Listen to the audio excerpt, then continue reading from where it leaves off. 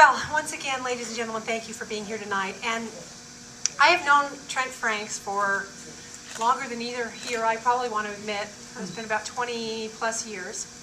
And we've worked together in a lot of issues and a lot of causes that matter to the country. You know, the country's in deep trouble. With 40 cents of every dollar of the federal budget currently borrowed, and from countries like China, we're in deep financial trouble.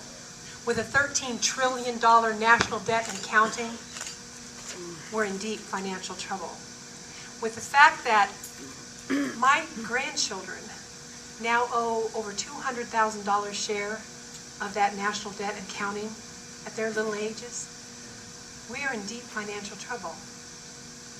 There's a fiscal day of reckoning approaching.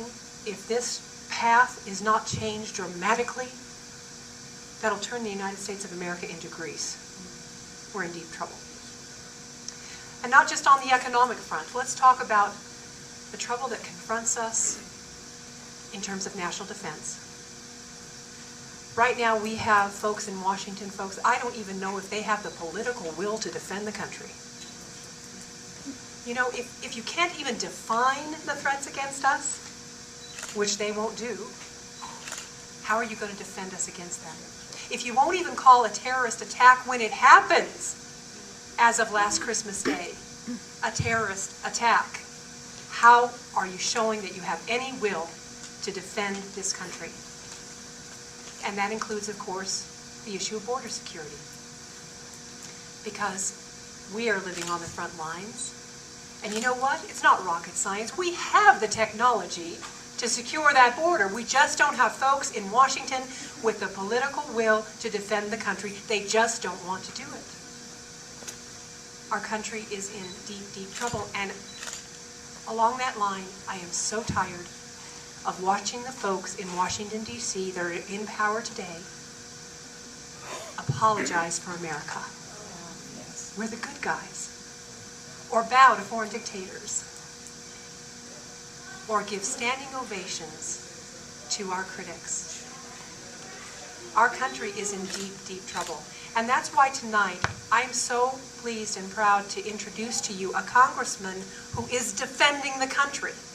A congressman who sits on the committees that are charged with defending this country, like the House Armed Services Committee.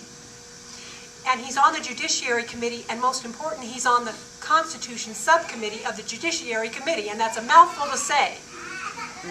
But that is where we are going to need to focus. Hello, Joshy and Gracie, Congressman Frank's children. They see Daddy and they I want to go see Daddy. They both just turned 2, right? Just had second birthday last week. They're so special. They're special. But in that Judiciary Committee, in that Constitution Subcommittee, this is what I hear when I'm out on the trail all the time, is how can we get the federal government back into its constitutional authority? How can we get to the point where we have bills that actually are written in English, that we can understand, that the people can understand when they read them, or that members of Congress will read before they vote on them? Or how can we make sure that bills that are passed identify where the constitutional authority is for the federal government to be doing it at all? These are the kind of things that we need to defend the country. So tonight I'm introducing to you a good friend of mine and the #1 most conservative member of Congress according to the National Journal. Yes! With a 100% rating of all of those American Conservative Union and all of those organizations. He is standing firm on principle in Washington. He's in his 4th term, and I just want to introduce all of you to my good friend and stalwart conservative, Congressman Trent Franks.